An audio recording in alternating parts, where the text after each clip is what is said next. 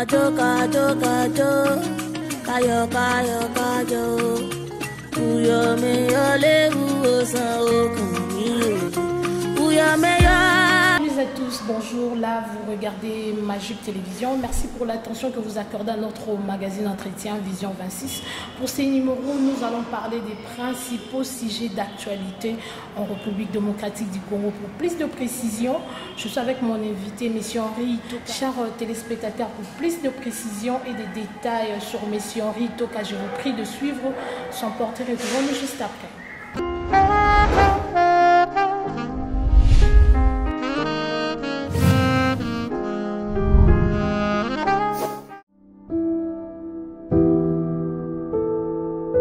Entretien Vision 26 reçoit Henri Itoka, un acteur politique congolais. Né à Kinshasa le 1er septembre 1976, marié, père de 5 enfants. Il a étudié au Saint-Gérard de Ndili où il a décroché son certificat de titre primaire. Ensuite, détenteur d'un diplôme d'État en pédagogie générale à l'école normale d'Imbélé chez le prêtre depuis 1997. Il est licencié en droit judiciaire au département des droits pénals et criminologie. En 2005, il a été conseiller juridique du gouverneur du Grand Bandundu. Aux élections de 2006, il a été candidat provincial à Massina Natal, où il était massivement élu avec 34 voix sur 48. Enfin, devenu premier rapporteur de l'Assemblée provinciale de Kinshasa et secrétaire général d'Irenovac. Il siège au regroupement AABC en qualité du différent vice-président à ses jours. Il est aussi conseiller itinérant de son Excellence Julien Paluku, ministre de l'Industrie. Grâce à son dévouement dans la politique, cela suscite notre curiosité à sa personne. Suivez son entretien avec Grace Kapinga.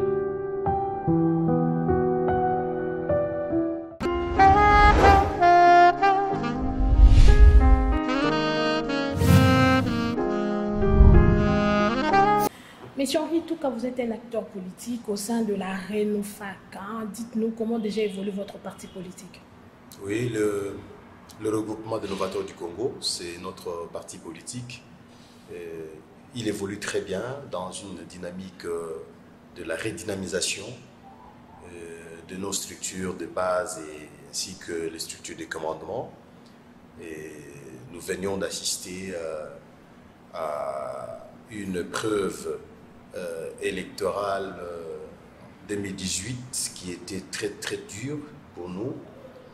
Dieu aidant, nous avons quand même réussi à aligner des députés nationaux à l'Assemblée nationale de la République démocratique du Congo pour une fois et des députés provinciaux dans l'Assemblée provinciale, particulièrement dans la province du Congo.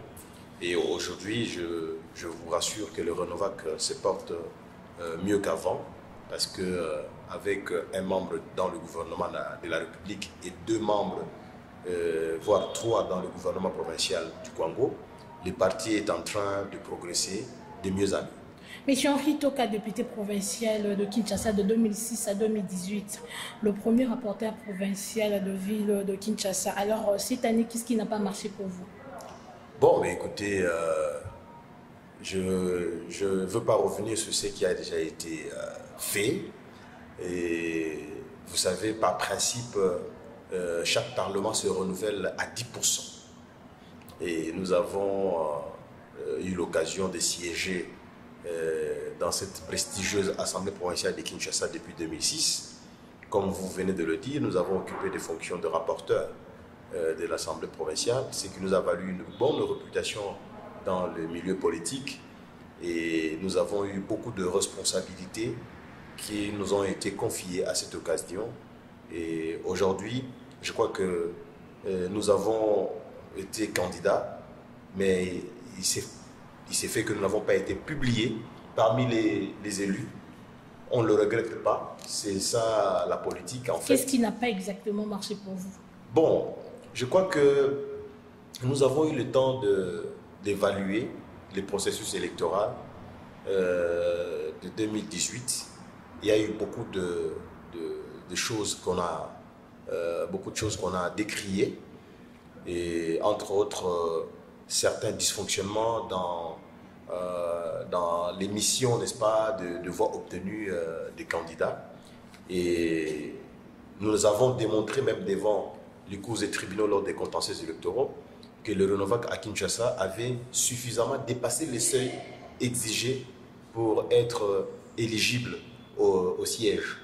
Et les seuils à Kinshasa étaient de 43 000. Et Renovac avait réalisé tout au plus 71 000 voix à Kinshasa. Bon, il est arrivé ce qui est arrivé, nous le regrettons. Il y en a qui ont préféré continuer les contentieux jusqu'au Conseil d'État. Mais nous sommes des politiciens avertis. Nous nous sommes dit, nous préférons aller dans le sens du jugement de Salomon.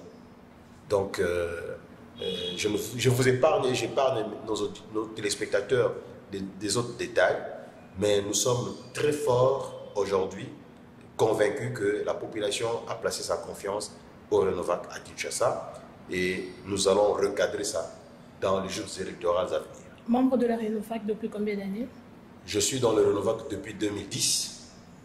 Je suis membre fondateur de ce grand parti et je suis à la tête de ce parti en tant que secrétaire général depuis 2011. Et en 2012, le Congrès a renouvelé sa confiance pour que je puisse continuer à assumer mes fonctions du secrétaire général. Et aujourd'hui, je crois qu'il y a une évolution qui veut que désormais, je veux siéger au bureau politique comme secrétaire permanent. Et pour des grandes orientations, le suivi des actions de l'exécutif national du parti, qui va être dirigé de main de maître par un camarade vaillant qui a été massivement voté dans son fief électoral. Et je crois que dans les jours à venir, le congrès du regroupement des novateurs va dévoiler, n'est-ce pas, les grandes lignes de la restructuration telles que nous les avons reçues de la hiérarchie suprême du parti. À ce jour, je peux donc rassurer que le regroupement des novateurs du Congo est désormais tourné vers sa redynamisation et sa restructuration. Parlons-nous avec plus de précision. Quelle est l'idéologie principale de la Renovac? Le Renovac, sa philosophie, son idéologie, si je peux la retracer en une phrase, nous disons que le Renovac, c'est une force de synthèse et de synergie positive. Et nous sommes dans la logique de l'économie sociale de marché, parce que nous disons que dans le Renovac, nous avons mis l'homme au centre de l'action politique, et nous considérons que l'homme qui est considéré comme l'être, le sujet, l'objet de la politique, il est le sujet de la politique parce que la politique doit parler de l'homme pour son développement, pour son épanouissement. Il est l'objet de la politique parce que la politique doit le mettre dans des conditions de manière à ce que cet homme puisse se retrouver dans son pays étant un citoyen qui est défendu, qui est respecté et qui est pris en charge par les opérateurs politiques du pays. Nous sommes en train d'amener une politique autrement. Le Renovac, après avoir réfléchi, après avoir fait des constats, après avoir analysé la politique de notre pays depuis 1960 jusqu'en 2009, nous nous sommes dit que le Renovac devait emboîter les pas à tous ces novateurs, à tous ces renovateurs qui avaient le souci, n'est-ce pas, de ramener le pays, de sortir le Congo des sentiers battus, de ramener le pays vers un éclosionnement de développement intégral, de ramener le pays vers une auto-prise en charge de ressources dont il a à son sein pour que ça profite exclusivement à la population congolaise. Et donc, voilà pourquoi est-ce que nous nous sommes dit, nous nous engageons dans le combat démocratique. Les combats démocratiques tels que nous l'avons commencé en 2006 avec des premières élections. Et en 2011, il y a eu d'autres élections auxquelles le Renovac a pris part, mais ça ne nous a pas été aussi facile d'arracher un siège. C'était malheureux pour nous, mais on n'a pas baissé les bras. Nous avons continué à supporter notre parti, à soutenir l'idéologie de notre parti pour que nous puissions faire la politique autrement. C'est-à-dire il ne faut pas que les gens prennent la politique comme un art de mentir. Il faut arrêter de croire que la politique, c'est un endroit où les gens viennent pour s'enrichir. Il faut se dire que la politique, c'est un service, c'est un ministère.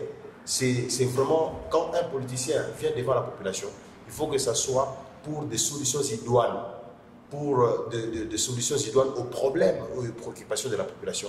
Il ne faut pas que ce soit des politiciens qui viennent arracher à la population leur suffrage de souveraineté et disparaître pour ne revenir qu'avant quelques jours des élections. Monsieur Henri Itoka, parlons de votre parcours politique. En quelle année exactement vous avez embrassé la carrière politique? J'ai commencé la politique à l'université. Ceux qui sont en train de me suivre le savent très bien que déjà à l'université, j'étais lancé dans la politique.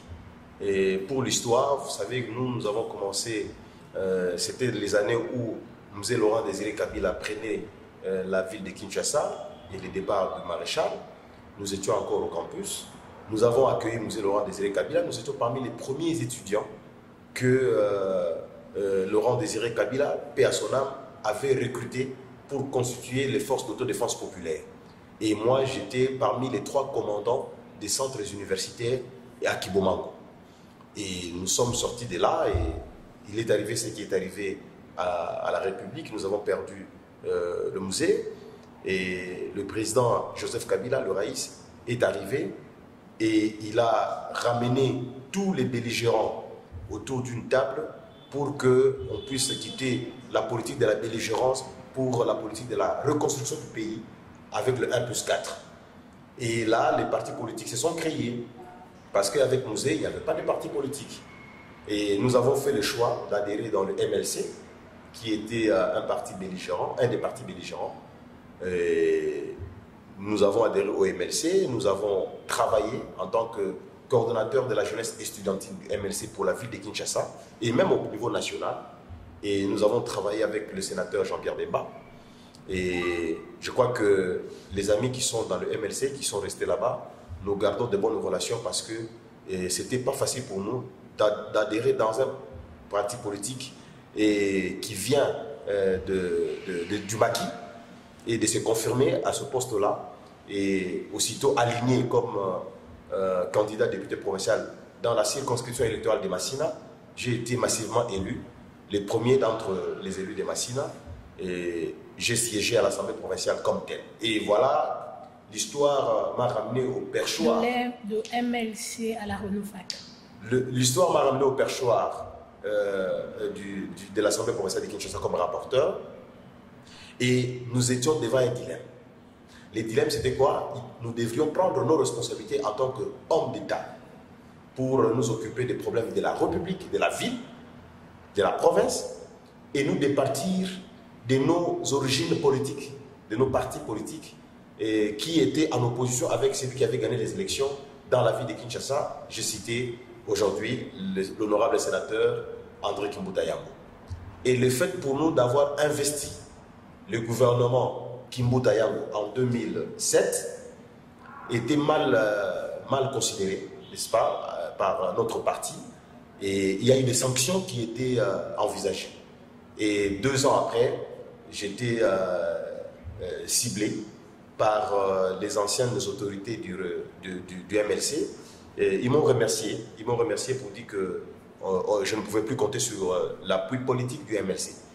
Je suis le seul qui, parmi ceux qui ont été congédiés, revoqués du MLC, j'étais le seul qui avait fait un recours pour dénoncer l'irrégularité de la décision prise par le secrétaire général du MLC de l'époque, j'ai cité François Mwamba.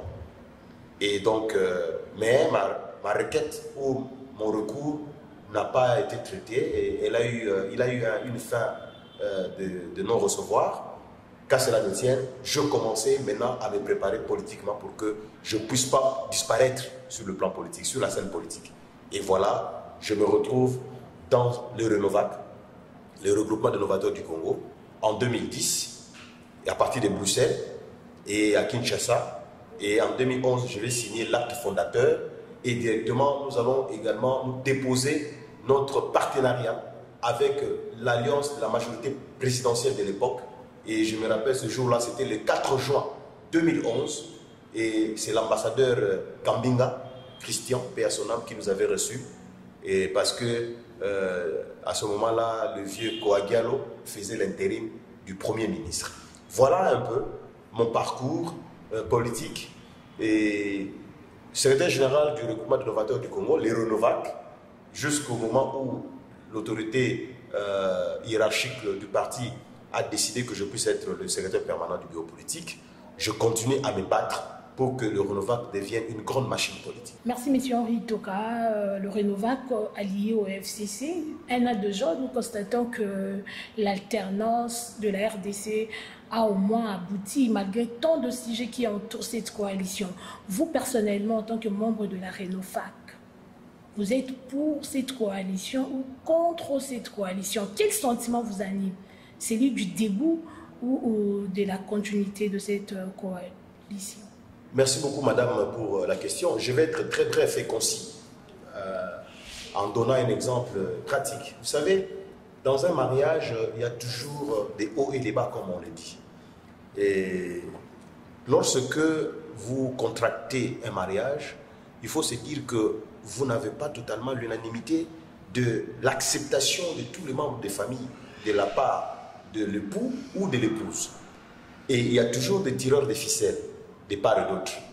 Mais s'il y a la volonté de rester ensemble, qui est manifeste entre les deux personnes de sexe opposé qui se sont engagées à respecter leur engagement de sel, un engagement salé, eh bien, quoi qu'il en soit, quoi qu'il en coûte, tous ceux qui tiraient les ficelles pour détruire ce mariage deviendront au fin de compte des partenaires et ils vont soutenir votre mariage.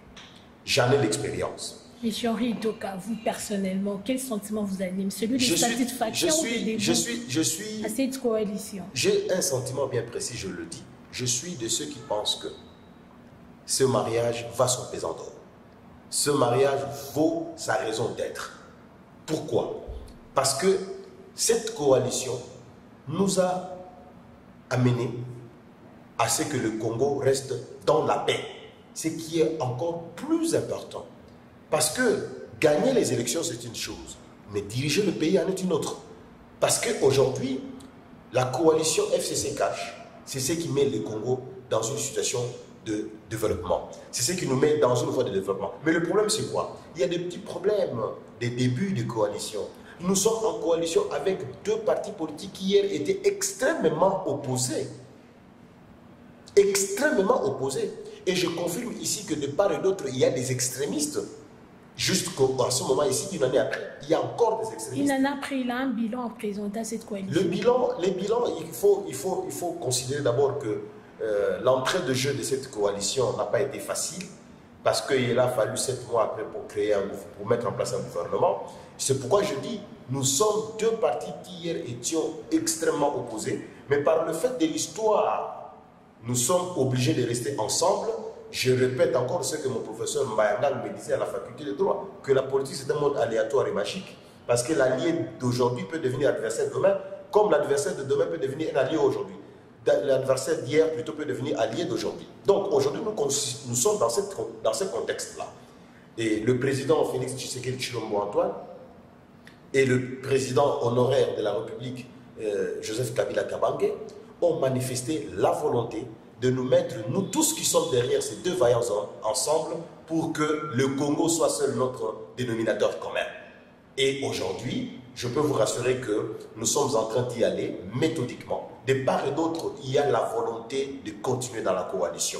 Et c'est ce qui est très important. En dépit de quelques difficultés qui sont des difficultés de cohabitation, mais elles sont passagères et elles sont mineures, d'autant plus que ce qui nous unit est plus fort que ce qui nous divise. Monsieur Henri Itoka, Félix Antoine Tshisekedi vous convainc-t-il comme président de la République démocratique? Mais écoutez, madame, il est aujourd'hui investi président de la République. Vous, personnellement, il vous convainc? Convaincre Henri Itoka ou pas, peu importe. Ce qui importe aujourd'hui, qu'est-ce que Henri Itoka peut faire pour que l'action du président Félix Tshisekedi aboutisse à la satisfaction de la population? Donc aujourd'hui, nous n'allons plus revenir pour dire, ça c'est rétropédalé. Parce que nous allons dire, est-ce que le président Félix convient à ce poste? Mais écoutez, si vous avez une réponse qui convient à vous-même, qu'est-ce que vous allez faire? Vous allez changer de choses? Il est là. Il a prêté serment devant la nation, devant la République. Il s'est engagé à servir la population congolaise. Ce que nous devons faire aujourd'hui, en bon chrétien, je pense que nous devons le soutenir. Et jusqu'à ce moment où nous parlons, le chef de file de notre coalition du FCC, il nous a donné un ordre. L'ordre qui nous a été donné, c'est de travailler pour la République et de tout faire de ce qui est de notre mieux, de tout faire ce qui est à notre pouvoir pour que nous puissions garder la coalition. Les coordonnateurs du FCC, le professeur Némi Moulania, chaque fois que nous sommes en réunion, ils nous répètent sans cesse que nous avons l'obligation de contribuer à l'édification et à la consolidation de la coalition. Parce que les intérêts de la population doivent être au-dessus des intérêts individuels. Monsieur Henri Itoka, c'est bien, mais nous constatons tant de sujets qui entourent cette coalition. Vous, personnellement, croyez-vous vraiment à l'aboutissement de cette coalition? Madame, vous parlez à un fervent chrétien. Je crois que je suis très optimiste. Et je n'ai jamais été pessimiste dans mon parcours politique. Et je crois en Dieu que ce pays est jusque-là, là où il est, là où il se trouve, au point où il est parvenu, ce pays, c'est un domaine personnel de Dieu. Ça n'appartient pas à un individu. Et donc, la volonté de tout individu qui aimerait que ce pays puisse sombrer ne sera pas réalisée parce que c'est Dieu qui a créé ce pays et c'est Dieu-là qui nous a fait former et créer, qui nous a mis dans ce pays où coule le lait et le miel. Il a un objectif à atteindre. Et son objectif, son désir a toujours été que les gens parviennent à la connaissance de la vérité pour le connaître. Pour connaître Dieu, il faut connaître d'abord quelle est sa volonté. Alors, donc, par rapport à votre question, je voulais vous mettre à l'aise pour vous dire que je crois que cette coalition va aboutir. Et en 2023, de grandes révélations seront dites par rapport à la victoire que cette coalition aurait récoltée pendant son chemin quinquennal. Merci, M. Henri Itoka. Aujourd'hui, il y a eu une crise. Le FCC attaque les caches à son tour attaquent le FCC. Il dépêche contre l'INC. Finalement, apparemment, cette coalition avait pour intérêt le parti politique et non l'État congolais. Non, mais écoutez, en dépit du fait que nous puissions être dans une coalition, chaque parti politique garde son identité. En dépit du fait que nous puissions être dans la coalition c'est pour gérer ensemble. Mais je ne vois pas le PPRD aujourd'hui qui tienne le discours de l'UDPS ou le Renovac aujourd'hui qui va tenir le même discours que l'UNC. Non. La coalition, c'est un mode de gestion de la République que nous avons mis ensemble compte tenu de la configuration des institutions. Mais chaque parti politique membre de la coalition garde son identité politique, garde son idéologie politique, garde encore les objectifs qui s'est assigné pour la conquête du pouvoir. Donc nous ne pouvons pas dire aujourd'hui, parce que nous sommes dans la coalition, que le Renovac va dire « je ne peux pas avoir l'objectif de conquérir le pouvoir demain ». Non, parce que l'objectif de tout parti politique, c'est la conquête du pouvoir et maintenir ce pouvoir le plus longtemps possible. Comment, alors, M. Henri Itoka, cette crise-là qui persiste aujourd'hui peut pousser le président de la République à dissoudre le Parlement. Si cela est arrivé, quelle sera votre réaction par rapport à ça? Madame, d'abord, je voulais dire ceci. Nous ne pouvons pas gérer le pays avec des suppositions. Que si la crise, je ne vois même pas où est cette crise-là. Je vais vous rappeler que vous êtes en face d'un avocat. Et je vous dis que la crise dont on parle dans la Constitution, qui peut conduire le chef de l'État à dissoudre le Parlement, c'est la crise qui oppose le Parlement au gouvernement.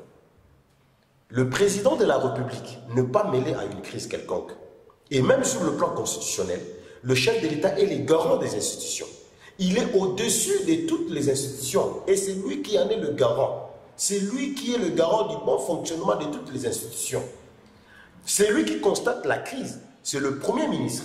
Il en informe le président de la République et la loi donne au président de la République beaucoup de méthodes tentaculaires, n'est-ce pas, tendant à concilier les points de vue des uns et des autres de manière à arrondir les angles pour que les institutions soient sauvées. Voilà le rôle du président de la République. Mais in fine, lorsque cette démarche n'aboutit pas, ce n'est qu'en ce moment-là, en tout cas, je dirais que c'est un dernier rempart, le dernier recours qui est accordé au président de la République après toutes les tentatives, il sera obligé de dissoudre le Parlement pour organiser des élections dans les 90 jours et avoir une autre configuration, une autre majorité parlementaire et continuer la cohabitation pacifique entre le gouvernement et le Parlement. Donc, dans ce schéma, le président de la République n'est pas concerné dans une crise qui l'amènerait à dissoudre le Parlement. La crise doit être constatée par le Premier ministre si crise il y a, et cette crise doit être une crise qui persiste. Ça doit être une crise qui persiste. Et nous devons constater que la crise persiste. Mais aujourd'hui, madame, de vous et moi, dites-moi, où est-ce que vous avez remarqué une crise entre le gouvernement et le Parlement? D'ailleurs, le Parlement est en vacances. Le gouvernement continue à gérer. Les budgets venaient d'être votés il y a sous peu. Donc, il n'y a pas une crise institutionnelle qui pourrait conduire le président de la République à prétendre dissoudre le Parlement. Monsieur Henri Itoka, il y a une opinion qui pense que le FCC bloque intentionnellement le président Félix pour qu'il ne réussisse pas son mandat. Vous savez, nous avons un sort lié. Le mandat du président de la République n'est pas différent du mandat du Parlement actuel. Le mandat du président de la République n'est pas différent du mandat du gouvernement en place. Parce que, en 2023, à la fin du mandat, chacun répondra selon la parcelle de pouvoir qu'il occupe de ce que la population attendait de lui. Et donc aujourd'hui, dans la coalition, il n'y a aucun intérêt de se mettre de croc en jambe, mais plutôt notre intérêt, surtout nous au FCC, on nous enseigne chaque jour, on nous l'apprend chaque jour et on nous le répète chaque jour, nous devons soutenir la coalition pour que nous puissions sortir en 2023 tête haute. Et donc, nous avons plus nos intérêts. Parce que nous, ayant la majorité au Parlement, ayant la majorité des membres du gouvernement, nous avons intérêt à ce que ce gouvernement réussisse. Mais Henri Itoka, pour ceux qui pensent c'est vrai, le FCC bloque le président Félix-Antoine Tshisekedi à réussir son mandat. Quel est votre message? Non, mais je vous dis que non, ce sont des racontables. Je ne crois pas à ça. Un président de la République, on ne peut pas le bloquer. Il a tous les atouts, n'est-ce pas? Il a tous les éléments, il a tous les instruments de la République qui lui permettent d'agir. Et donc, s'il constate qu'il y a un blocage, le président de la République peut lever des options. Donc, d'ailleurs, j'ai suivi notre président de la République à Londres. Il a dit, si je remarque qu'il y a un ministre qui ne veut pas, si je remarque, et il a continué pour dire que non, jusqu'au moment où il parlait, il n'a pas vu un seul ministre qui s'opposait à ces actions. Donc, il ne faut pas que, peut-être que ce sont des questions que la population de la diaspora congolaise à Londres se posait, et le président dans le couloir, les services lui ont ramené ces informations, il devait répondre à ces aspirations pour leur dire, il y a du calme, il n'y a rien, il n'y a pas de blocage, mais voici des mécanismes qui me donnent l'opportunité au cas où cette affaire arrivait, comment est-ce que je vais me comporter en respectant bien la Constitution et la procédure établie par la loi. Mais cela ne nécessite pas la réponse de Mme Janine Mabunda. Bon, si c'était juste qu'une supposition. Écoutez, je crois que nous devons... j'ai suivi un dossier en France lorsque le président Macron s'est rendu en Israël. Il a critiqué la justice française sur certaines décisions prises à l'endroit de la population juive qui vivant en France. Et lorsqu'il est revenu, je crois que la justice française a fait un point au président de la République pour lui dire qu'il y avait séparation des pouvoirs, n'est-ce pas? Il ne faut pas tuer Montesquieu, la justice est relevée d'un autre organe, et qui est l'organe judiciaire, et que le président de la République était une institution à part entière, et puis il y avait l'exécutif, le gouvernement, et puis il y avait le législatif qui est le Parlement.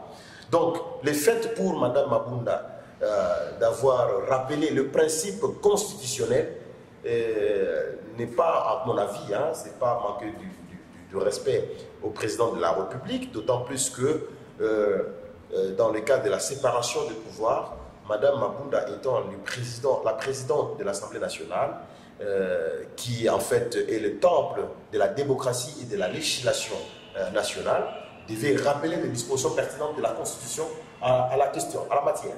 Et donc, cela n'augure pas une crise, pas du tout.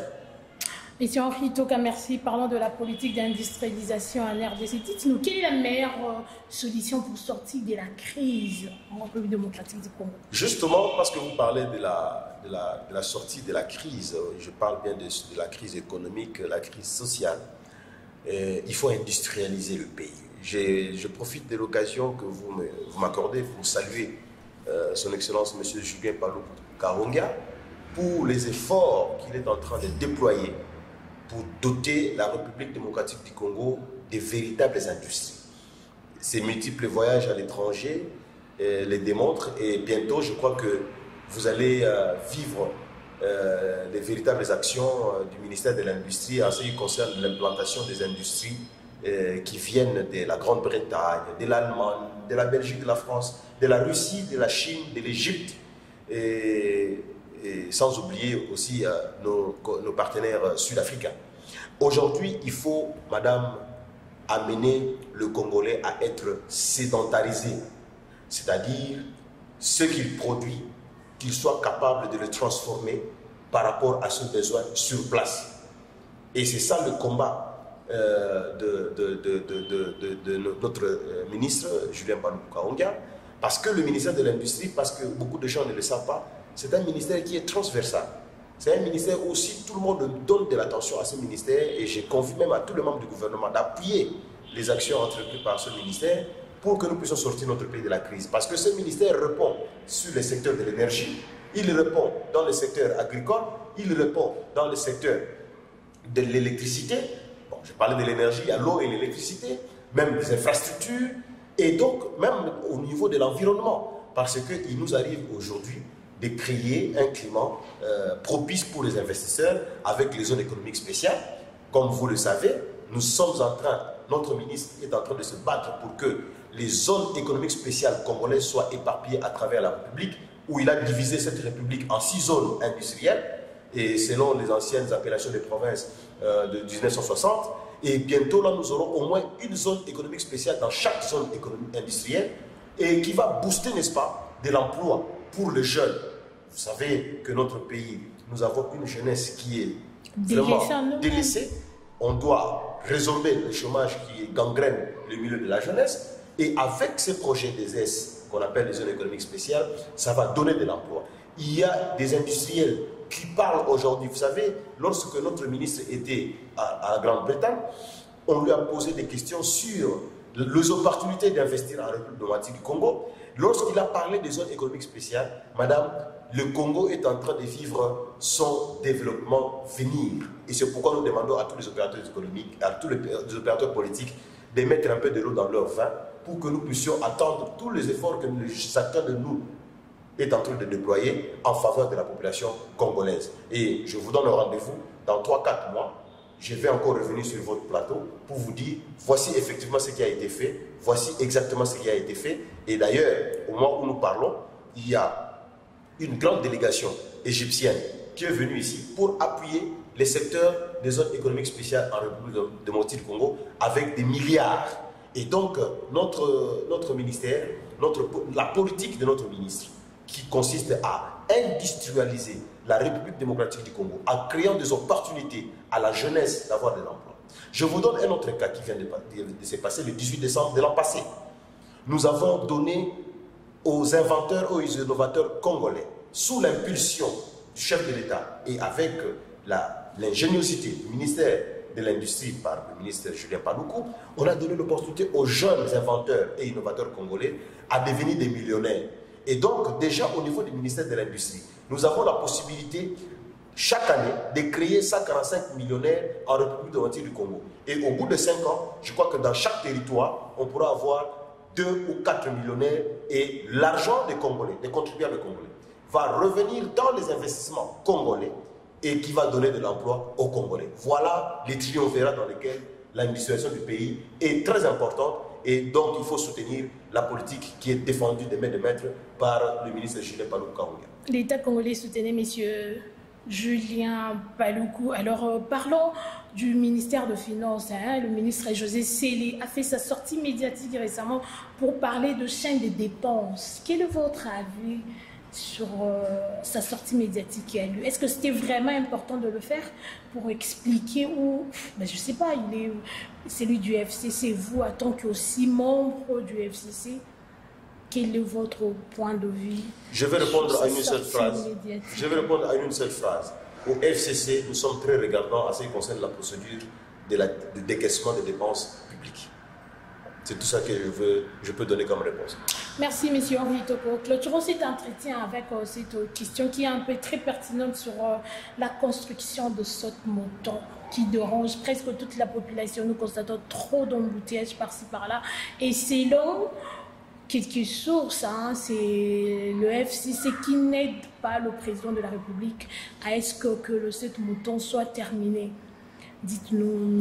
Henri Itoka, vous ne pensez pas que cette coalition avait pour intérêt la population congolaise ou vos comptes en rendre vous entre partis politiques?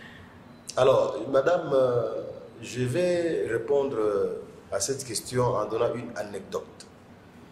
Vous savez, lorsque une femme tombe enceinte, il y a une période où son corps ne répond plus normalement au fonctionnement de tous les organes du corps humain. Et même après l'accouchement, il y a ce qu'on appelle les douleurs d'enfantement. Et après, lorsque l'enfant va crier, le premier cri de l'enfant constitue un soulagement pour la mère qui venait de crier, de pleurer par le fait de douleurs d'enfantement. Et ici, permettez-moi, madame, de penser à mon fils, mon puiné, Isradi, qui a fêté son anniversaire le 2 février de cette année. Il a atteint 12 ans. Je me rappelle le jour de sa naissance, sa mère a pleuré. Elle a pleuré de douleur d'enfantement. Mais lorsque l'enfant a donné le premier cri, malgré le froid dans lequel nous étions dans la joie. C'était une chaleur dans le cœur.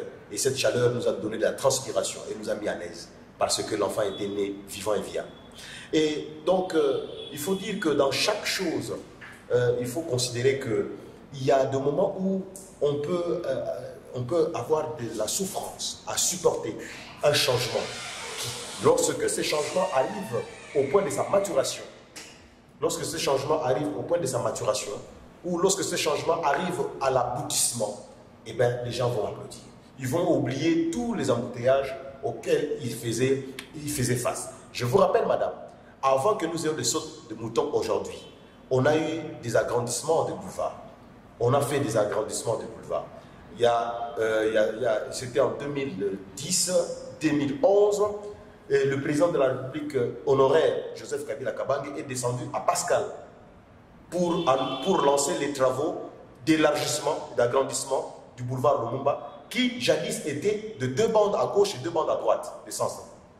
Et aujourd'hui, nous avons par bande 4 bandes à gauche en allant vers l'aéroport et 4 bandes à droite en allant vers la ville, vers le centre-ville. Mais vous savez combien d'embouteillages que ces travaux ont occasionné?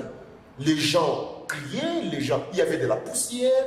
Nous qui avons des maisons le long du boulevard, mais nous étions obligés de créer d'autres mécanismes pour se protéger contre les effets de ces travaux. Mais et après, les gens ont applaudi. Les gens ont applaudi. Je crois que c'est la même chose aujourd'hui avec les sautes de moutons. Et je crois que la population, je dois vraiment appeler la population, surtout la population de la Tchambou, qui est ma base naturelle. Permettez par votre micro que je puisse passer ce message, que la population puisse avoir de la patience, qu'on laisse les travaux se terminer, ça sera à la satisfaction de tous les usagers de ces routes. Mais également, je dois interpeller les services, les entreprises qui ont gagné ces marchés, de ne pas nous maintenir dans cette situation aussi longtemps possible.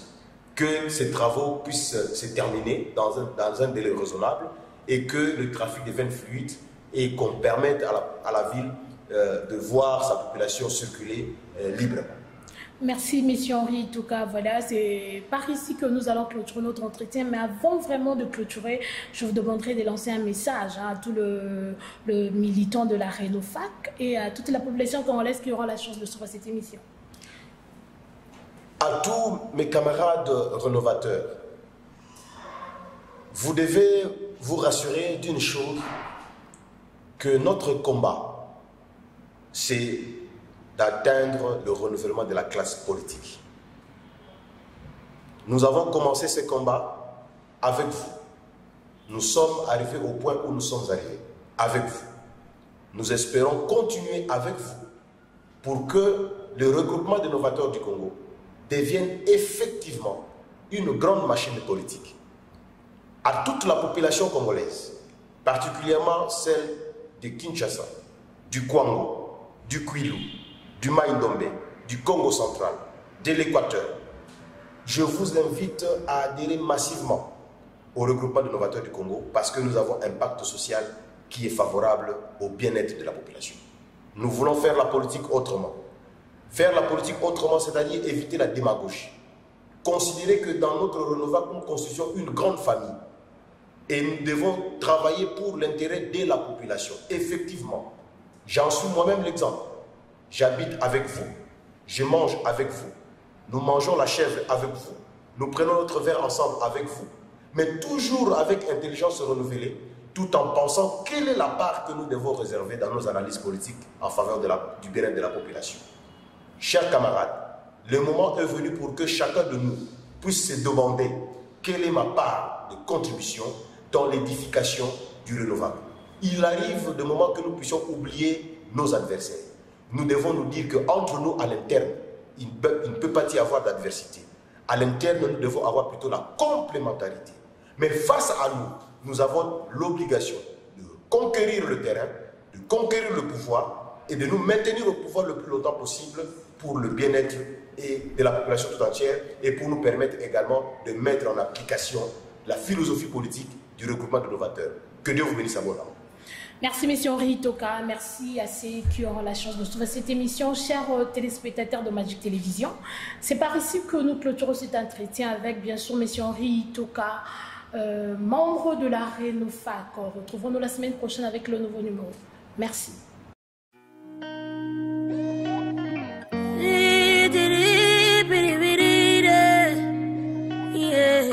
Dr. Dollar Entertainment. Kajo, kajo, kajo. Kayo, kayo, kajo. Uyo me yo le uosa